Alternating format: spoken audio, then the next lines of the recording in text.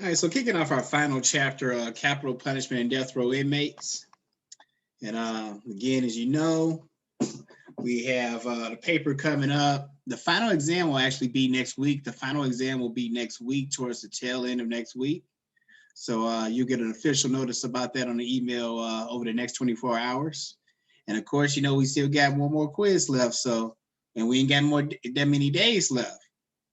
So I give you a relief. The quiz will not be today, but obviously it's coming soon. So please make sure that you stay ready.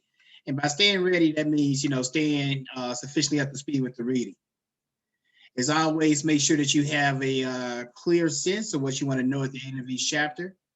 And we'll start to discuss these shortly.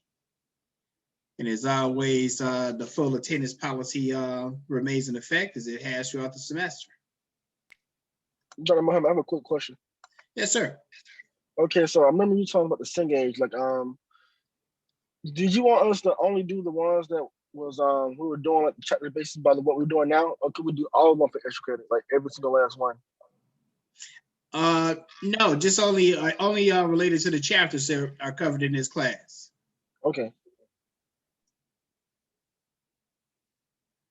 You know, there's a limit, you know, even for 4, even for those. So, and again, like the extra credit is cool, and I know there's always concern with points, but most of you all are in pretty good shape with your grades.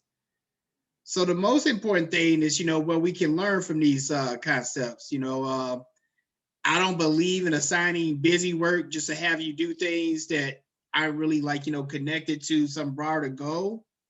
So definitely do the exercises, but I think the most, even more valuable than the extra points, because it's not like you're going to get, you know, enough extra points for those um, to like turn a C into an A. But the most important thing will be what you learned, because the learning, that's what turns a C to an A.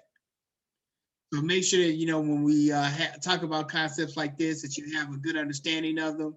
And I do think that the Cengage exercise can help with that.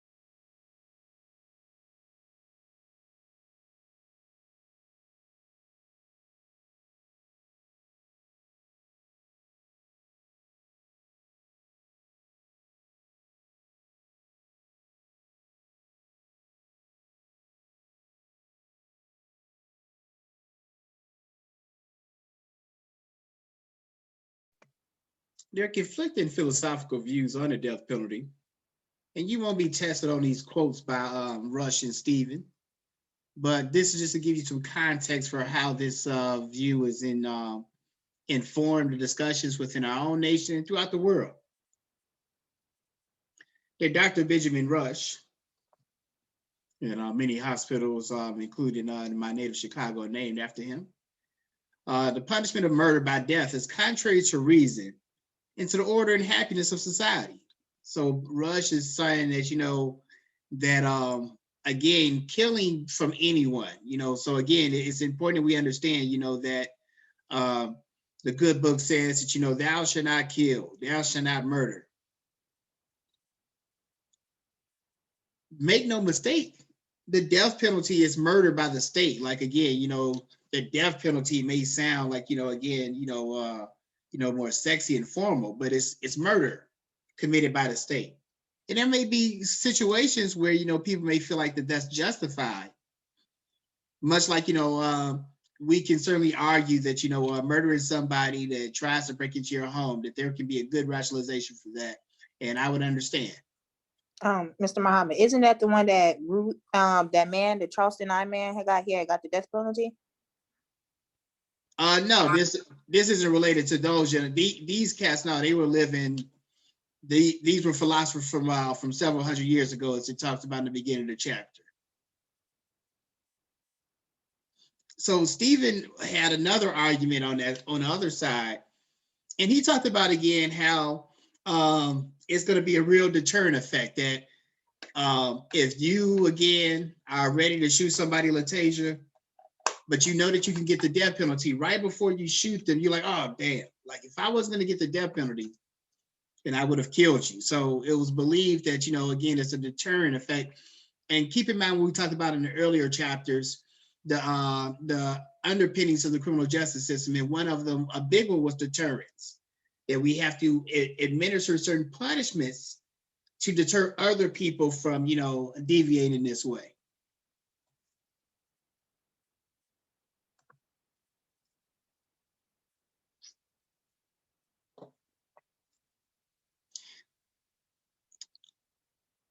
For a time, the death penalty was banned in America, and we'll talk about, some of the reasons behind that shortly.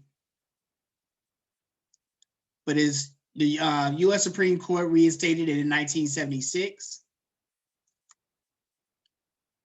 And over 1,000 Americans have been sentenced to death in this time. The death penalty, Savannah, has high public support in America. Americans love the death penalty. I think it's the shit. The rest of the world disagrees. The rest of the world looks at us with great shame and disappointment. It's one of the few democratic nations that still utilize the death penalty. As we'll talk about statistically in a moment, some of the company that America keeps in this regard, may be questionable.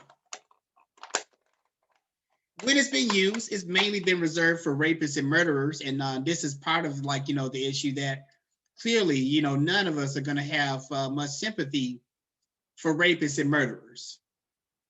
So people, it's easier to say, let's just, murder them since they, committed harm to somebody else.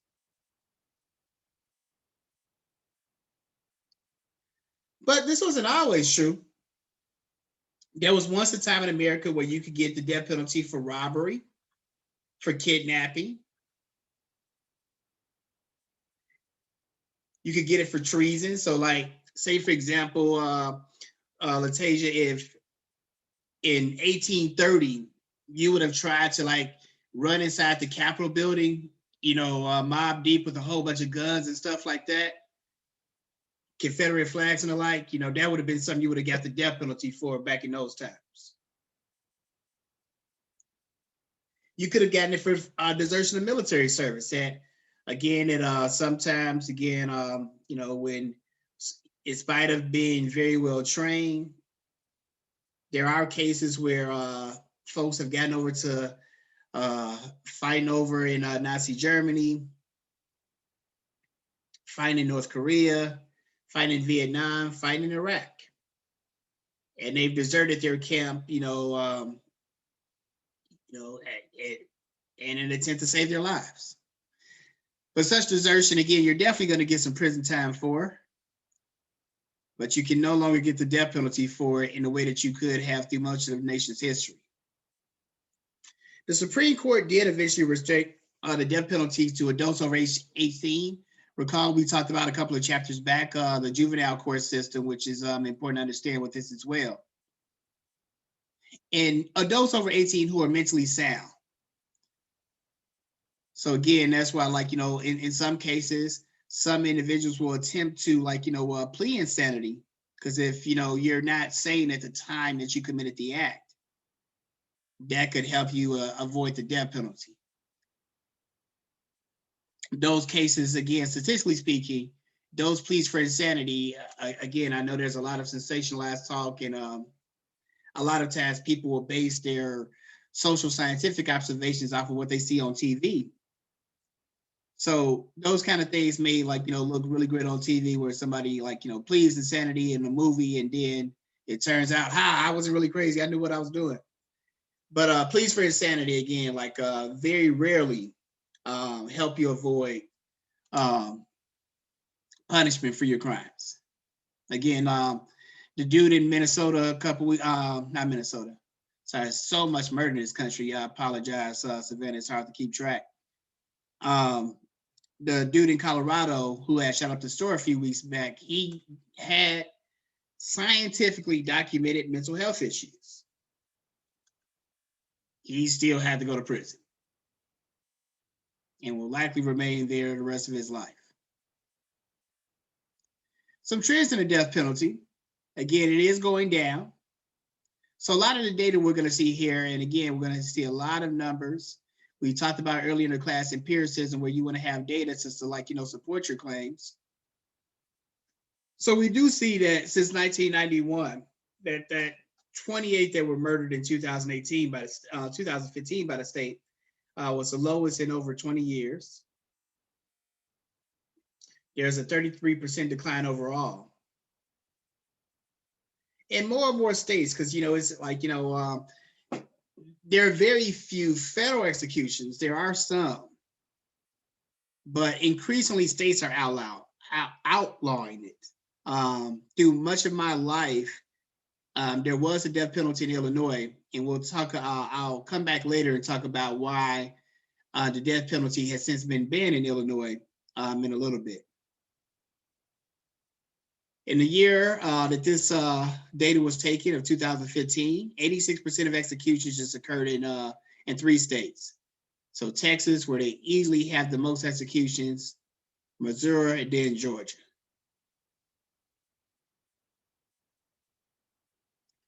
Now, again, the death penalty, like, you know, I know Americans oftentimes feel really tough and emboldened, and are quick to speak about, you know, taking lives that many probably would not have, you know, the gumption or courage to do themselves. But as always, we want to look at, you know, if we're going to utilize this tool, what are we accomplishing?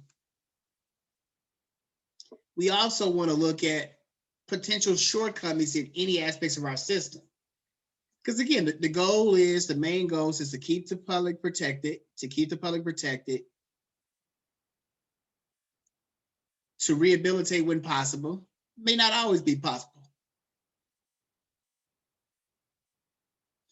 But we talked about half of people in prison have mental health issues. Maybe addressing that could fix, you know, the criminal deviance.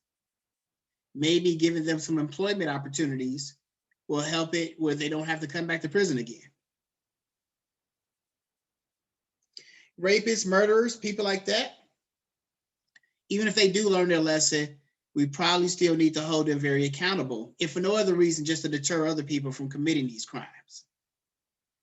The problem with our system, however, is that the court system that decides these things doesn't always function as it should. A question that you always want to ask yourself, again, particularly those of you who support the death penalty, probably the majority of the class, since, you know, the majority of Americans support the death penalty. But one of the things that you want to ask yourself is everyone in our sentence in our court system guilty? So there are, as we talked about throughout the class, there are literally millions of people in prison today. Are all of them guilty? I don't think so either, Latasia. Maybe 90, let's say 90%. And that might be a kind estimate. Because again, we have a lot of data on this. So some of this, Latasia, we don't have to guess about. So, and we've seen enough cases here. You recall a couple of chapters back, we talked about the man who was accused of rape because a white woman said, hey, this black man raped this person. So that's good enough reason to lock somebody up, of course, usually.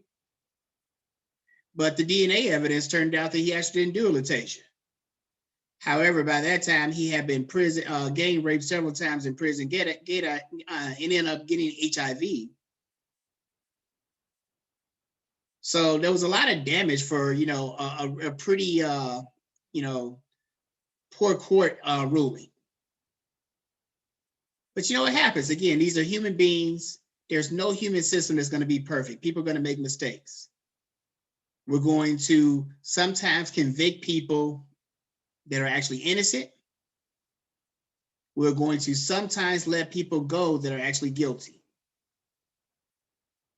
But within that, it's one thing to lock somebody up. With the gentleman who, again, was raped in prison, he was eventually able to get his freedom, obviously, as tasted as it may have been given his affliction. He was awarded a huge cash settlement.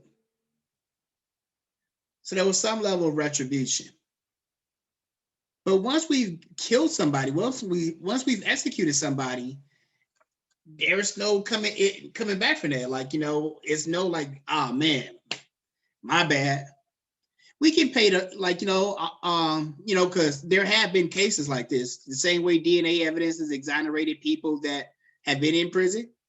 I know you'll probably find this hard to believe, Nigeria, but there have been cases where DNA evidence has come out that has shown that somebody is innocent after we've already executed them. It's like, dang, he really didn't do it. What? So we have to ask ourselves as a society, how many people are we willing to risk like that? Is it okay if we make 5 mistakes? Is it okay if we make 10?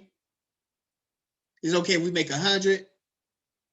I know it's not your life, so it's easy to say, hey, it's okay if we make any mistakes. But, as we've talked about, any human being can find themselves entangled within this criminal justice system at any given moment.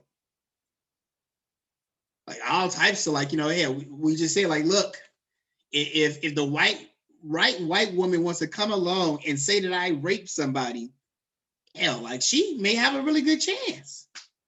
And I can assure you, ain't nothing like that ever happening. But once I get into that court system, strange things can happen. To me, it looks pretty clear that Derek Chauvin is guilty in Minnesota. We'll see what the court system says. Our court system makes some mistakes. It's a human system. So when we consider the death penalty, we really want to think long and hard about how many mistakes we're able to make, because as of right now, Nigeria, there's been we have been able to document that there are 156 people. And let's go back, right? So it's been 1,000 people since 1976 that have received the death penalty. 156, that's almost 20%, right? So people were freaking out, right, about the Johnson & Johnson vaccine. And I understand it. Because 6 out of 90,000, less than 0.1%. You talk about almost 20% people here was innocent. 20% almost that was on death row was innocent. It's come on. But this system, so with less than 1%, we want to do away with the Johnson & Johnson vaccine, and we should. But a system that's doing this at 20%, we want to keep that system going. That makes a lot of sense. This particularly becomes concerning when you see some of the racial disparities as it relates to the death penalty in Nigeria. That of those 1,000 folks that have gotten the death penalty, nearly half of them have been Black. That's because it's the Black people that be committing all the murders and stuff, right? Nah.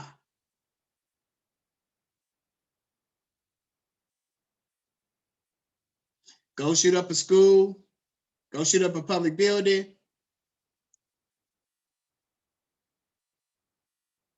Not only out of now, first off, right? Let's start with the fact that you do those things, Latasia, and the police don't kill you.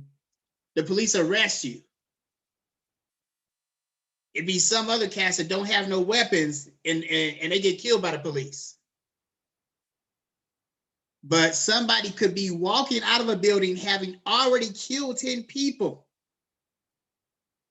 And it's a very different response. I don't say that to inflame, but it's really important that you, as criminal justice professionals, observe these blatant inequalities that are happening right before your eyes, because so many people continue to try and act like that they're not happening. And people like that in Nigeria are part of the problem. But when we look at data that suggests that shows that 6% of the people that got the death penalty were white, compared to the Black population, I would hope that would make you, scratch your head a little bit and wonder why is this happening. Many had previous felony convictions.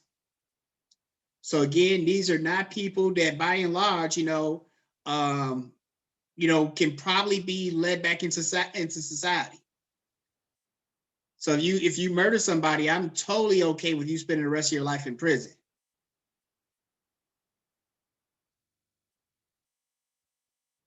Southern males also, again, get the death penalty at a much, like most of the death penalty cases over the last 30 years, Latasia, have been committed here in this, have been perpetuated here in the South. And if you think that's a coincidence, I got a bridge I would like to sell you. But this final bullet point here is really important to consider. Is that most of these cats are not violent prisoners. Like when we think of a murderer, like, the Dylann Roof cases that you spoke about, Nigeria, those are, definitely very concerning cases. Serial killers like Jeffrey Dahmer and people like that. Most people that commit murders don't necessarily respond like that. Like, how do you think, how do you think most people become murderers? What do you think is the process for that? In your opinion, what is the process that most people become murderers? Their past. No. I'm sorry, go ahead. Their past. Nope. But that's a good guess. What about what they see? Say it again, Latasia. What they see? What do you mean? Around them, like on the news and stuff, like when you see people shooting up people, it give them ideas on how to do the same thing. Very good. In the music. Very good hypothesis. Good. What else? Anything else? What about the music? Say it again. The music. What about the music? Is that one? I mean, it could be. No, that's often one is perpetuated that people will listen to some Tupac or some Biggie, and then they go out and decide they want to go shoot and kill everybody. But the research on that has been very weak, particularly when you consider that people listen to that music all across the world. And they don't go out and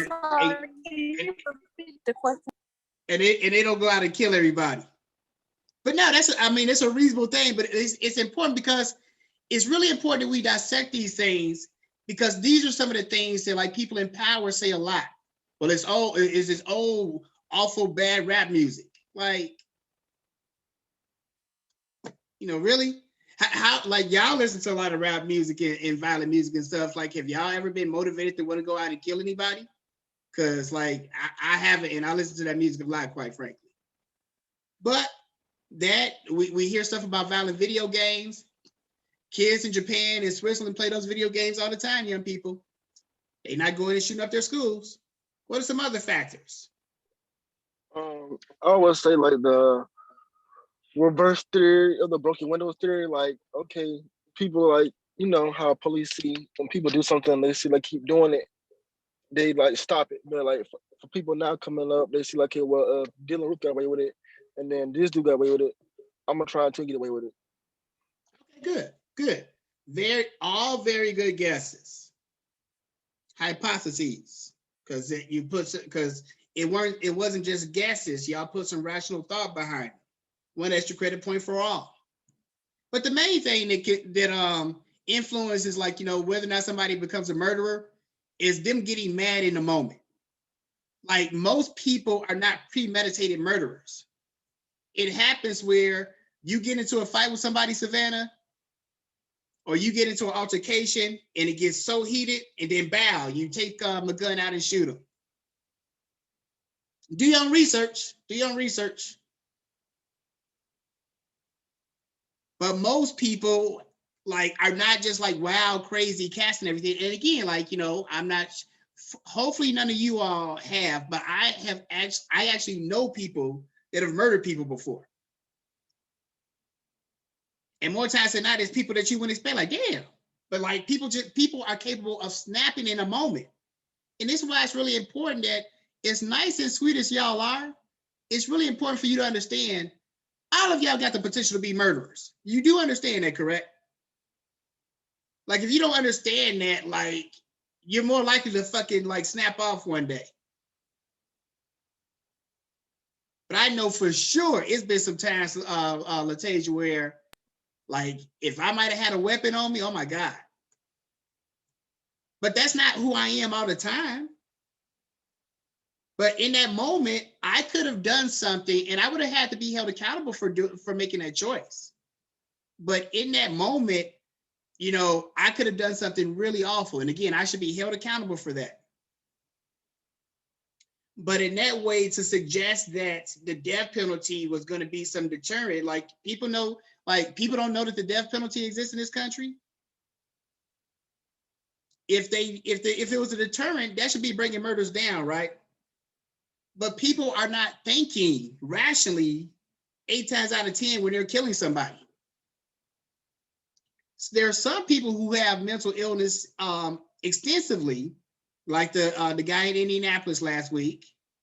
Again, every week, man, it's something new.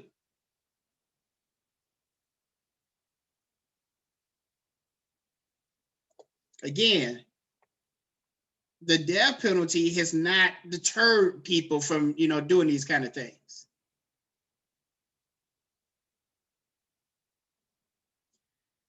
Perhaps if we give a little bit more attention to mental health, or make it where people that got mental health issues can't get guns, that might be a solution too. I don't know. I'm all for the right to bear arms. Don't get it twisted. I think the citizens should have the right to bear arms. The same way we don't necessarily allow people with certain health conditions to operate like motor vehicles and things like that, we might need to consider that with firearms as well. So I just told you, right? 6% of the people that get the death penalty are white. However, the death row demographics break down a little bit more deeply. So again, there's way more white people in this country than there are black people. So it's important to consider that. Most don't have a high school diploma. So one of the things you talked about, I forgot who said, I think Nigeria or maybe it was Latasia, one of the Richardson girls, has said your past. So your background that you bring. So education, one of the reasons I stress education so much with you all is that education is correlated with so many behaviors. And we see time and time and time again, does it mean that because you don't have education that you're definitely going to go in the prison track? No, it don't mean that, but it's a lot more likely. They're in the lower levels of the social economic totem pole, also tied to education. And these are usually older cats. As we talked about,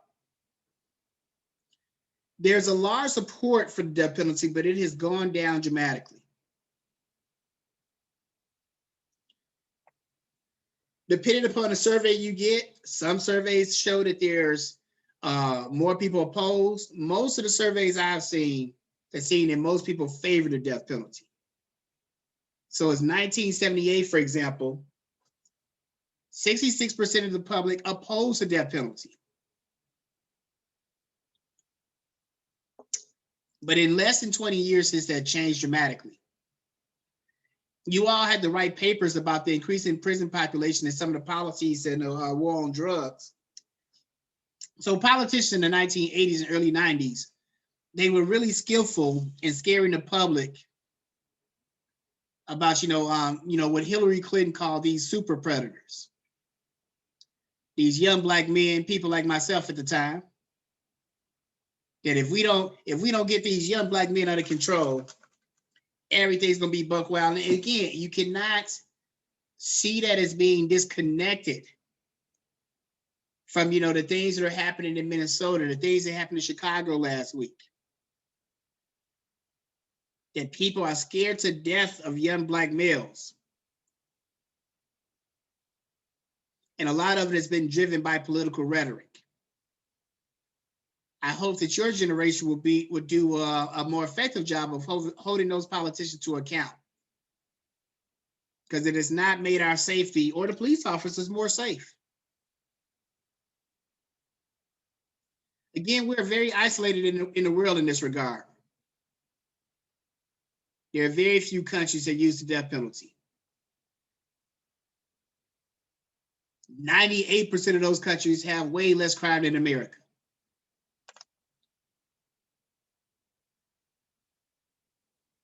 Do your own research, do your own research, do your own research.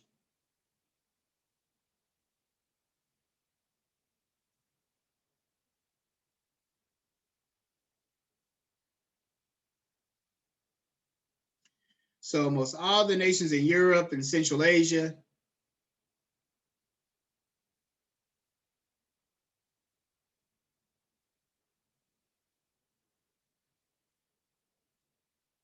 and keep in mind what we talked about, right? So we begin, so we're closing this chapter. I'm closing this textbook talking about the death penalty.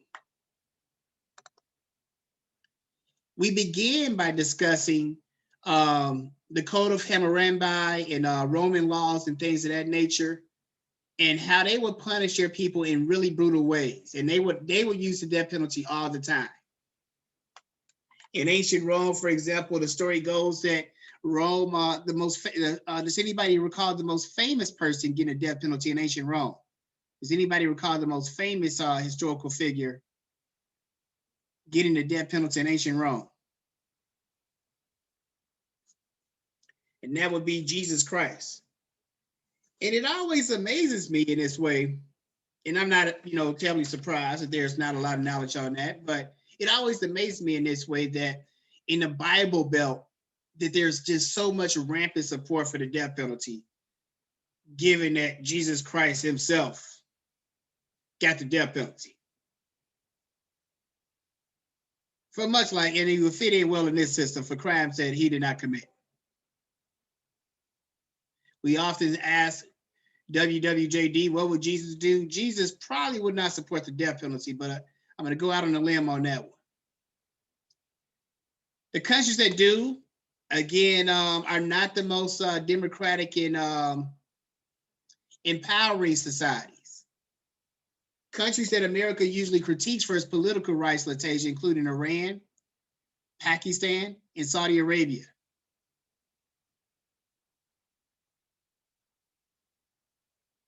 So the United States stands in league with those countries.